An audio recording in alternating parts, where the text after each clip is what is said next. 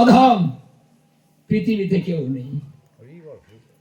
মানে সে নিজেকে গুটিয়ে রাখে, যে ব্যক্তি নিজেকে ছোট করে রাখে, গুটিয়ে রাখে, গোবিন্দ তাকেই বড় করে দেয়। এবার ছোট হলে বড় হবেন, বড় হলে ছোট হবেন, কারণ বড় হয়ে থাকা যায় না, অহংকার আসে, আর ছোটর মধ্যে অহংকার থাকে না। তাই ভাগবত বলছে, হে শূদ্র জাত, এবার তোমরা ধন্য। এবারের ভজন শূদ্ররাই বেশি করিবে, শূদ্রদের উপরেই কিন্তু এবার ভজনের দায়িত্ব, এই যে নাম প্রচারের দায়িত্ব, নাম সংকীর্তনের দায়িত্ব, ওরা সবাই শূদ্ররাই করে।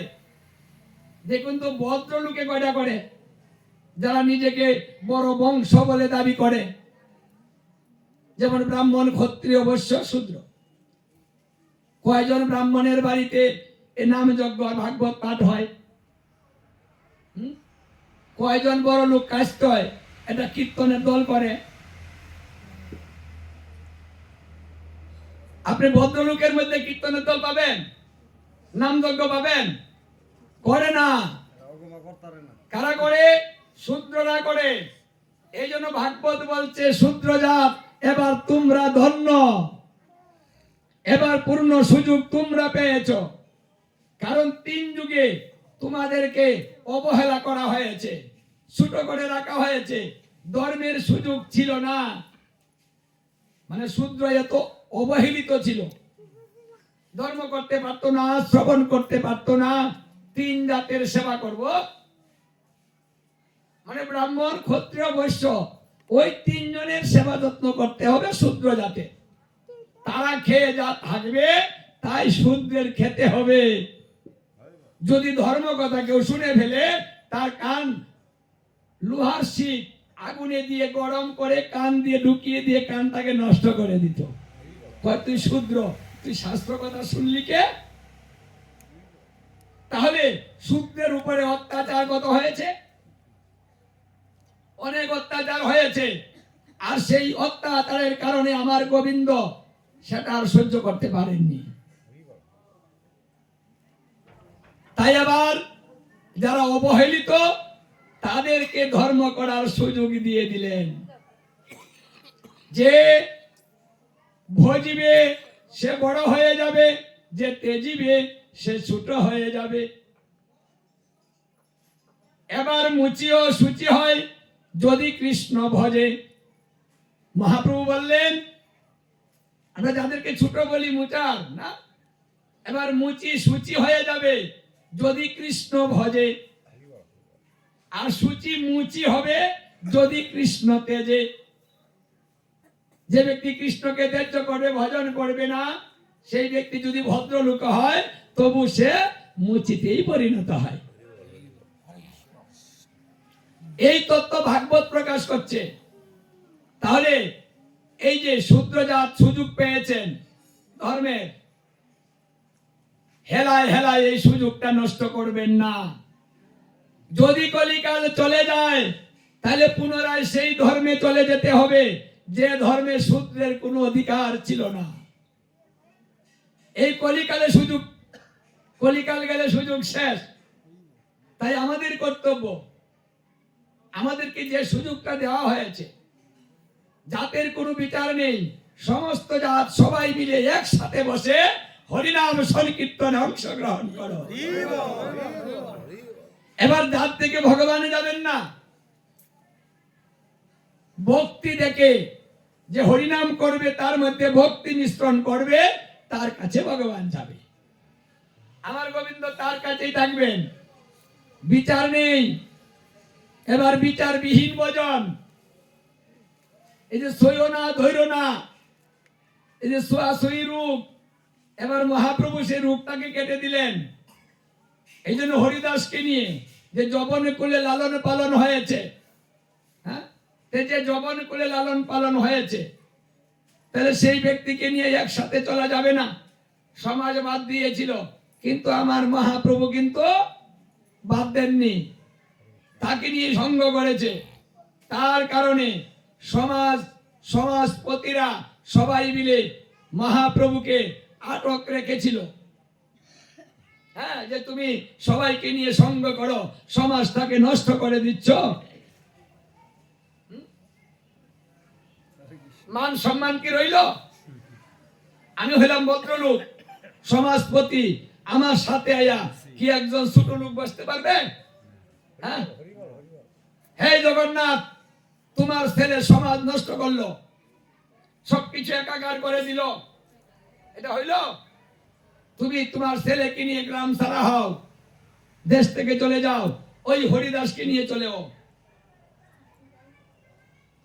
এমন ভাবে আমার মহাপ্রভুকে তারা সমাজে আটকা দিয়েছিল। আর মহাপ্রভু কারোর সঙ্গে ঝগড়া করেননি, বিনয় ভাবে উত্তর দিয়েছেন। বলুন, আমি যদি কোনো অপরাধ করে থাকি, তাহলে সেই প্রায়শ্চিত্তটা আমি কিভাবে করতে পারি? বলছে, হ্যাঁ করতে পারো, এটার বিধান আমাদের কাছে আছে।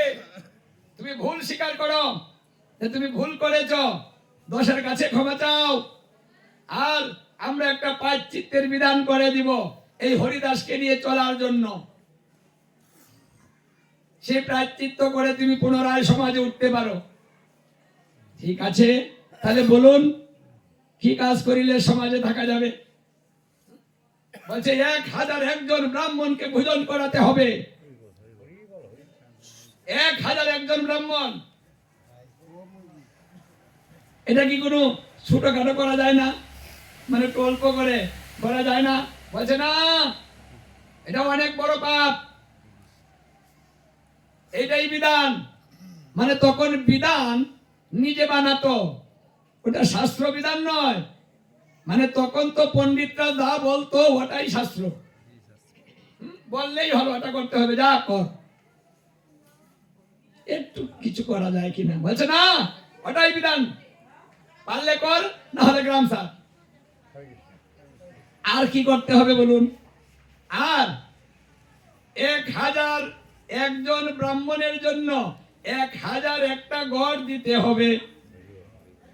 বিশাল বিধান। শুধু তাই নয়, 1001 জন ব্রাহ্মণের বিছানা দিতে হবে, শয্যা দিতে হবে, রান্নার ব্যবস্থা করে দিতে হবে আলাদা আলাদা। একটা পরিবারে যা লাগে সব দিতে হবে। তারপরে তাও দামি দামি জিনিস, এই যে কম দামের সিলভারের জিনিস না, মাটির জিনিস না, কি জিনিস? কাঁসার জিনিস দিতে হবে। তখন তো কাঁসার যুগ ছিল, তামার যুগ ছিল, দামি দামি জিনিস ছিল। বলছে ও সব জিনিস দিতে হবে, আলাদা আলাদা সব ব্যবস্থা করতে হবে।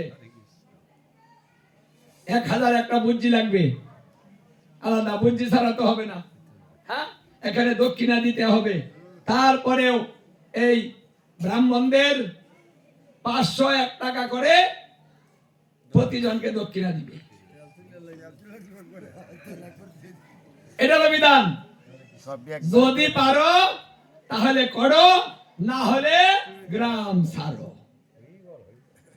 মহাপ্রভু বললেন, ঠিক আছে, আমি মেনে নিলাম। তাহলে দেরি করে লাভ কি? যার যখন চলেই গেল, যারটা তাড়াতাড়ি ফিরিয়ে দিই, যাতে উঠে পড়ি, সমাজে উঠে পড়ি, তাহলে কালকেই করে ফেলি।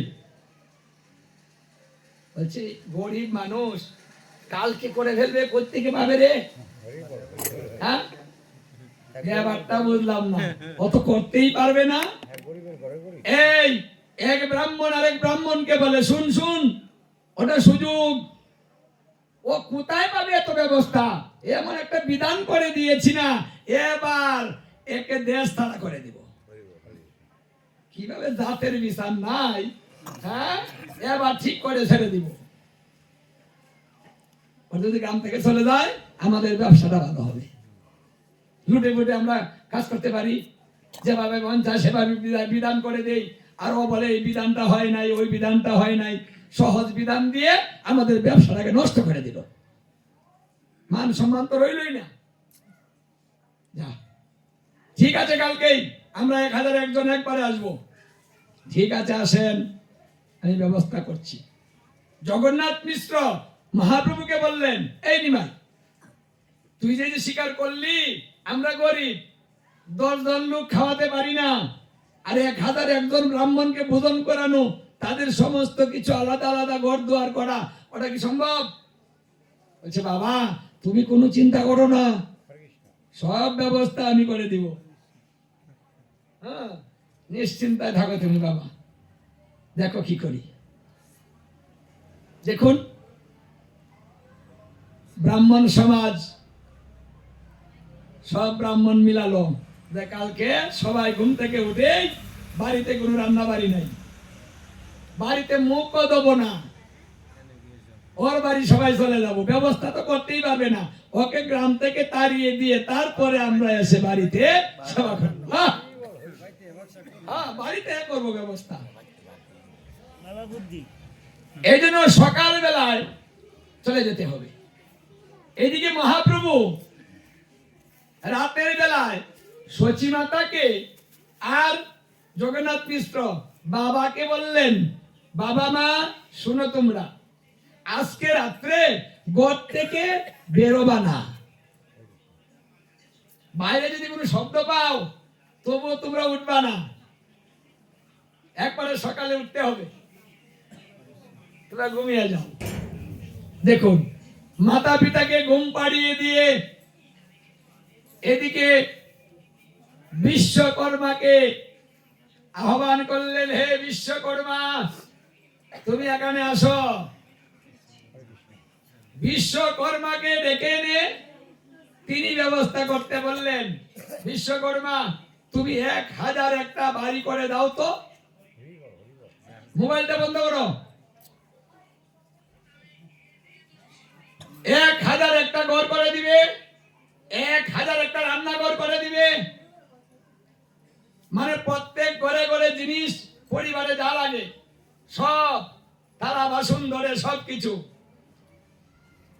সমান সমান সবাইকে, একেবারে বুদ্ধি সহ, রান্নার জোগাল সহ, দক্ষিণা সহ, মানে যা লাগবে সবকিছু রেডি করে রাখবে রাত্রের মধ্যে। আরেকটা কথা, চুলা রেডি হবে কিন্তু তুমি আগুনের ব্যবস্থা করবা না, ওটা বাকি রাখবা আর সবকিছু করে যাবা।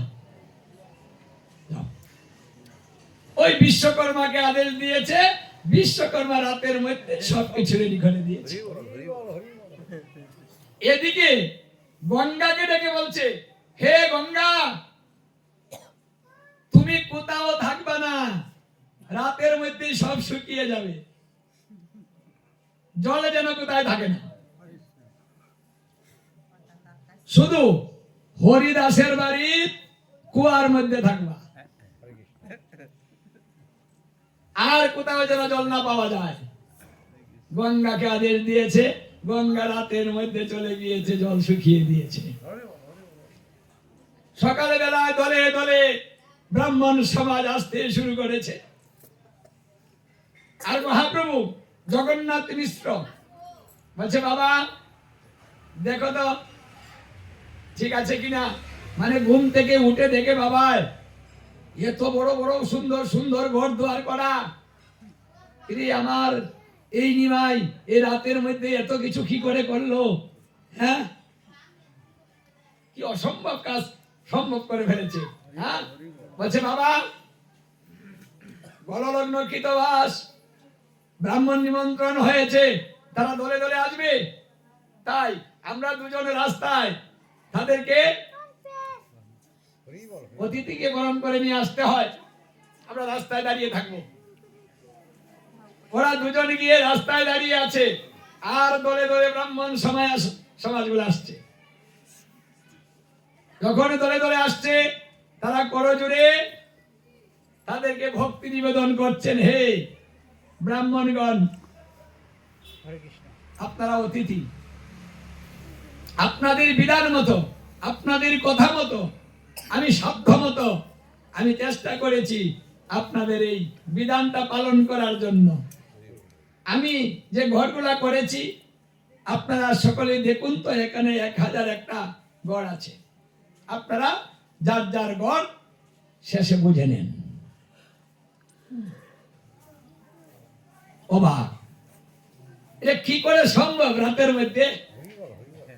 এক ব্রাহ্মণ আরেক ব্রাহ্মণকে বলছে, দেখ আমি আগেই বলছিলাম এই লোকটা বেশি সুবিধার না, এই নিমাই কিন্তু এটা খুব বেতারা লোক, এটা জাদুবিদ্যা জানে,